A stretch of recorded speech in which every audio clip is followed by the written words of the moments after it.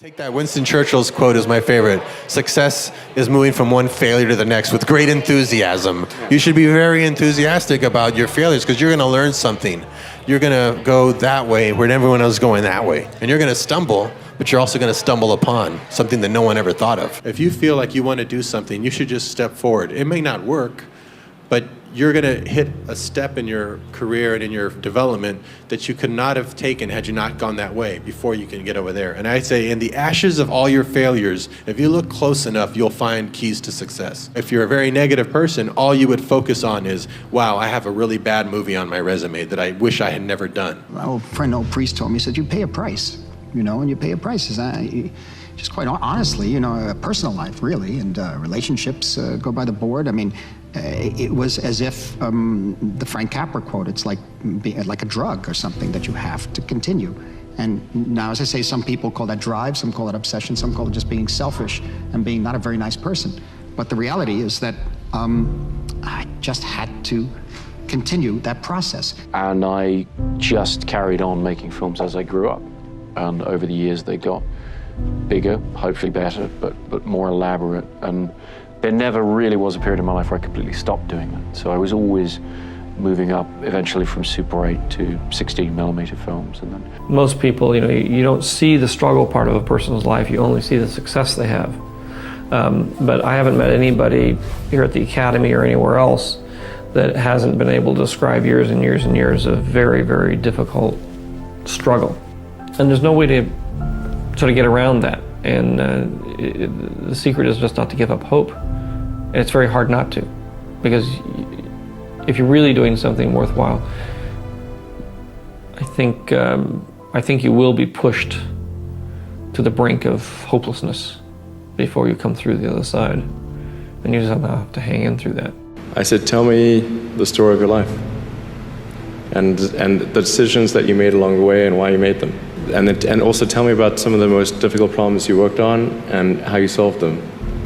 And that question, I think, is very important, because the people that really solved the problem, they know exactly how they solved it. They know the little details. And the people that pretended to solve the problem, they can maybe go one level and then they get stuck. You don't have to know how to make a movie.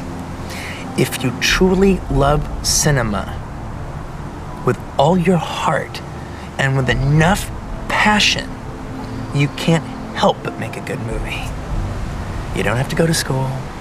You don't have to know a lens, a 40 and a 50 and all that crossing the line. None of that is important.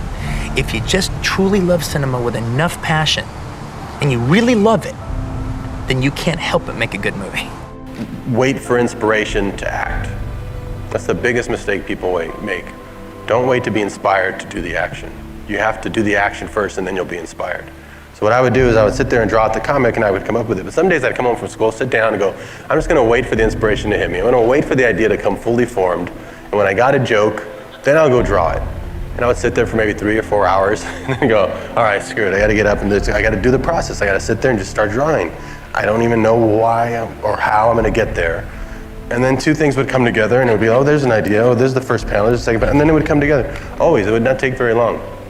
I would fight that process so much because what was I doing? I was waiting for inspiration before I acted. It's always the other way around. Act first, then the inspiration will come. Somebody was telling me, he was actually an actor, was about to do a short film, and he'd been sending me the script saying I'm still working on it. It was a really great idea. It's kind of, a big little production for him to do, big little. And then just recently I said, are you doing it? He goes, I still think it might be too ambitious. I think I'm gonna do maybe something easier. I go, no, do the more ambitious one. You're gonna hate yourself if you go do the easier one, then you're dicking around with that. You're gonna be wishing you had done the more ambitious one. Do the more ambitious thing always first. And you should always have some self-doubt. Otherwise, it's a walk in the park, it ain't worth doing. If it's that easy that you're not gonna be questioning yourself constantly, am I doing the right thing? Is this too big a task for me to handle? Am I not strong enough? Then you're in the right direction. When you have a dream, it doesn't often come at you screaming in your face, this is who you are, this is what you must be for the rest of your life. Sometimes a dream almost whispers. And I've always said to my kids, the hardest thing to listen to, your instincts, your human personal intuition, always whispers, it never shouts. Very hard to hear. So you have to, every day of your lives, be ready to hear what whispers in your ear. It very rarely shouts. And if you can listen to the whisper, and if it tickles your heart, and it's something you think you want to do for the rest of your life, then that is going to be what you do for the rest of your life, and we will benefit from everything you do. What is your definition of happiness? A clear horizon, nothing to worry about on your plate. I know we're only human. We do go in for these various emotions, call them negative emotions.